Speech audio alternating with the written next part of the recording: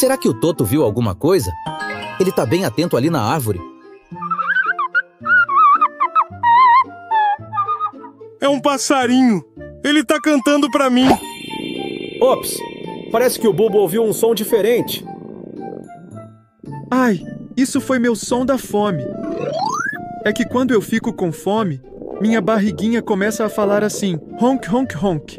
É mesmo, Bubo. Às vezes a barriga fala mais alto que a boca, principalmente quando tá com fome.